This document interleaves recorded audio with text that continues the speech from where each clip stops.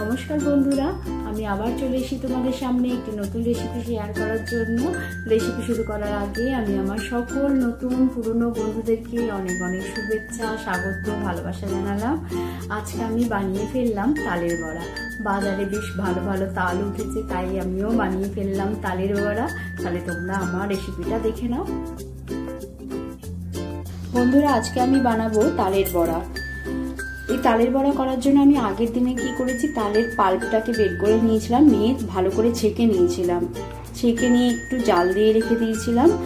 আর তারপরের দিনে আমি বড়াটাকে তৈরি করছি। কেন, কাঁচা তাল যদি রেখে দিতাম তাহলে পরে হয়তো নষ্ট হয়ে যেত, সেই জন্য আমি একটুখানি জাল দিয়ে রেখেছিলাম। আর আঁশটাকে অবশ্যই ফেলবে, কেন অনেক আঁশ থাকে তাল চাচার পরেতে, সেই জন্য একটু স্ট্রেনারের সাহায্যে ভালো করে আমি ছেঁকে নিয়েছিলাম। এবার একটা পাত্রের মধ্যে আমি দিয়ে দিচ্ছি তালটাকে।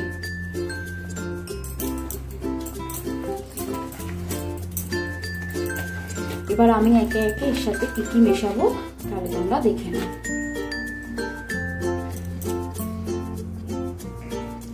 দেখো, আমি 2 কাপ দিয়ে দেবো ময়দা,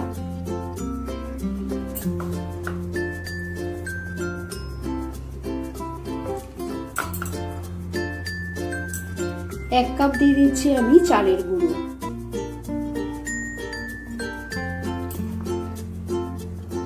এবারে আমি একটু গুঁড়ো দুধ দিয়ে দেবো, এটা টেস্ট বাড়ানোর জন্য। আমি 3 টেবিল চামচ দিয়ে দিলাম গুঁড়ো দুধ। দেখো, এবার আমি দিয়ে দেবো 1 কাপ নারকেল কোড়া, আর দিয়ে দেবো আমি গুড়। আজকে আমি গুড় দিয়ে করছি। দেখো, আমি প্রায় 150 গ্রাম গুড় দিচ্ছি। আমি একটু টেস্ট করে দেখে নেব মিষ্টিটা ঠিক আছে কিনা, কেন তালটা খুব ভীষণই মিষ্টি। পরিমাণ মতন আমি দিলাম, একটু দেখে নেবো যে মিষ্টি যদি কম হয় তাহলে পরে আর একটু মিষ্টি দেবো, আর মিষ্টি ঠিকঠাক হলে তো আর দেবো না। আর একটু দিয়ে দেবো নুন,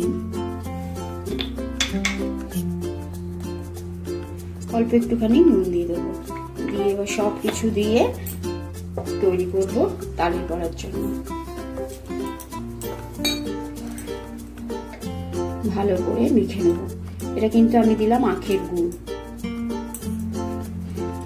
আমার মাটাকে দেখেছি আখের গুড় দিয়েই বরাবর তালের বড়া করে এসছে, আর ভীষণই টেস্ট হয়, সেই জন্য আমিও আখের গুড় দিয়ে তালের বড়া করি।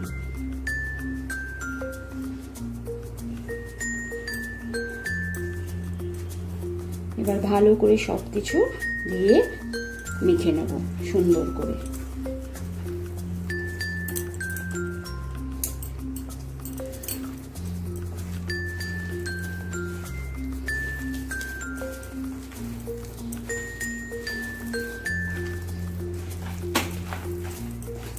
চলো তাহলে আমি ভালো করে মেখে নিই, তারপর তোমাদেরকে দেখাচ্ছি। দেখো বন্ধুরা, আমার তালের বড়ার জন্য পুরো মাখাটা প্রস্তুত হয়ে গেছে। প্রথমে একটু শক্ত লাগবে, তারপর মাখতে মাখতে নরম হয়ে যাবে। তালের বড়া কিন্তু মাখার ব্যাটারটা বেশি নরম করলেও চলবে না, আবার বেশি টাইট করলেও চলবে না। এবার আমি একটু ভালো করে ফেটিয়ে নিচ্ছি, নিয়ে এবার বড়াগুলোকে তৈরি করব। আর আমি যে মেজারমেন্টটা বললাম পুরো একদম পারফেক্ট। মিষ্টিটা আমি আর দিইনি, আমি একটু দেখে নিয়েছি, মিষ্টিটা পুরো পারফেক্ট রয়েছে। তাহলে চলো এবার আমি তালের বড়াগুলোকে তৈরি করে নিই। দেখো, তালের বড়া করার জন্য আমি তেল বসিয়ে দিয়েছি, তেলটা গরমও হয়ে গেছে। আমি তাও একটু দেখে নেবো যে তেলটা পুরো ঠিকঠাক হয়েছে কিনা। একটুখানি ব্যাটার নেব, একটু দেখবো, যদি উপরে উঠে আসে তাহলে আমার পুরো পারফেক্ট হয়ে গেছে তেল ভাজার জন্য। দেখো, উঠে এলো, তাহলে তেল একদম রেডি হয়ে গেছে। এবার আমি বড়াগুলোকে দেব।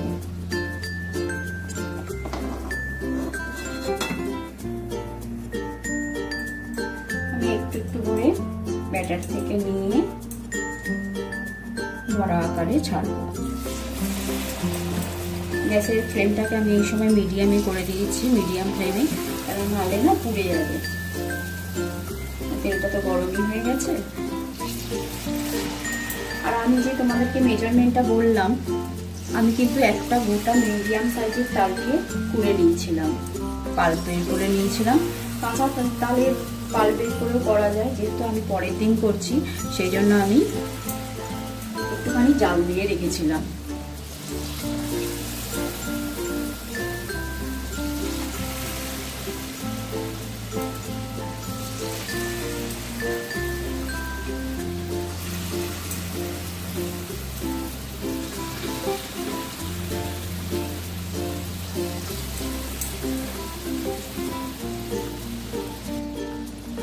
দেখো কয়েক মিনিট একটু নাড়াচাড়া করলেই কিন্তু তালের বড়া রেডি হয়ে যায়, বেশিক্ষণ সময় লাগে না।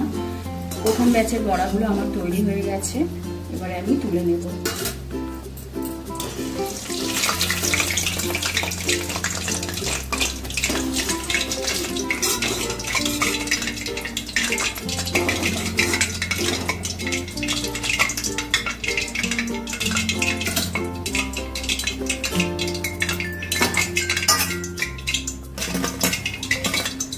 দেখো প্রথম ব্যাচের বড়া রেডি। এরকম ভাবেই আমি সমস্ত বড়াগুলোকে তৈরি করে নেব।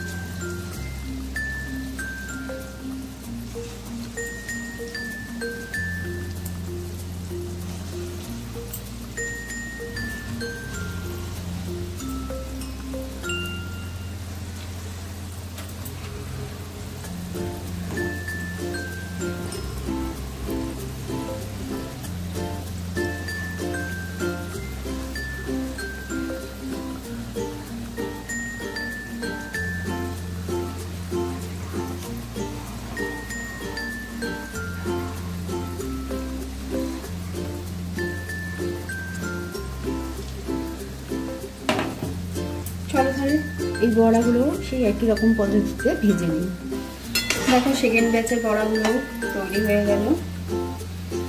তাহলে বড়া ভাজার কিন্তু জন্য গ্যাসের আঁচটাকে পুরো মিডিয়াম টু লো হিট করে রেখে দেবে, কেন বেশি যদি হাই ফ্লেম দাও তাহলে পরে কিন্তু উপর থেকে লাল হয়ে যাবে, পুড়েও যাবে, কিন্তু ভেতরটা ভালো মতন হবে না। সেজন্য এটা লো টু মিডিয়াম ফ্লেমে দিলে খুব সুন্দরভাবে বড়াগুলো হয়ে যায়, এবং বেশিক্ষণ সময় যে লাগে তাও কিন্তু না। চলো এইভাবেই আমি সব বড়াগুলো করে তারপর তোমাদের কাছে ফিরে আসছি। আর বন্ধুরা, যখন ব্যাটার থেকে কড়াইয়ের মধ্যে বড়াগুলো ছাড়বে প্রত্যেকবারই একটু ফেটিয়ে নেবে। আমি কিন্তু কোনো বেকিং পাউডার দিইনি, কোনো কিছু দিইনি, তার সত্ত্বেও কিন্তু বড়াগুলো খুব ফুলো ফুলো বড়া হচ্ছে। সেটা প্রত্যেকবার যখন কড়াতে দিই আমি এরকম করে একটু ফেটিয়ে নিই। ফেটিয়ে নিলাম, নিয়ে এবারে ছোট ছোট করে দেব, কিন্তু ফুলে উঠবে।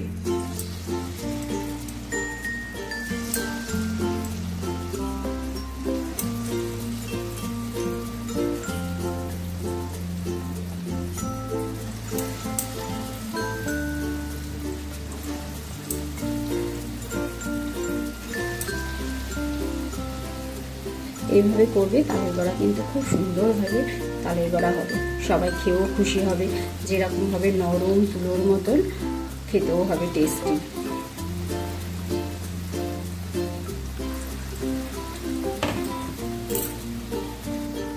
দেখো বড়াগুলো খুব সুন্দর ফুলে গেছে, দেখতে যেরকমই সুন্দর হচ্ছে, খেতেও কিন্তু ততটাই ভালো। আর চালের গুঁড়ো দেওয়ার জন্য কি হচ্ছে, উপরটা কিন্তু খুব ক্রিস্পি হয় আর ভেতরটা নরম। এবার আমি এই বড়াগুলোকেও তুলে নিয়ে তোমাদেরকে দেখাবো পুরো বড়াগুলো। তাহলে বন্ধুরা দেখলে তো আমি কিভাবে তালের বড়াগুলো করে নিলাম। আমি যেই মেজারমেন্ট নিয়ে করেছি, তোমরা যদি সেরকম ভাবে তালের বড়া করো তাহলে কিন্তু খেতে কিন্তু খুবই ভালো হবে, সবাই খুব ভালো বলবে। দেখো তালের বড়াগুলো উপরটা যতটাই ক্রিস্পি হয়েছে চালের গুঁড়ি দেওয়ার জন্য, আমি কিন্তু কোনো বেকিং সোডা বেকিং পাউডার কিচ্ছু দিইনি, তা সত্ত্বেও বড়াগুলো কতটা করে ফুলে গেছে, আর ভেতরটা হয়েছে ততটাই সফট এবং নরম। এবং দেখো কি সুন্দর কুক হয়েছে, কাঁচা কাঁচা নেই। সেই জন্য একটু লো টু মিডিয়াম হিটে রেখেই এই তালের বড়াগুলোকে ভেজে নেবে। কত নরম, কত সফট হয়েছে। সবাই কিন্তু খুবই ভালো লাগবে সবার খেয়ে।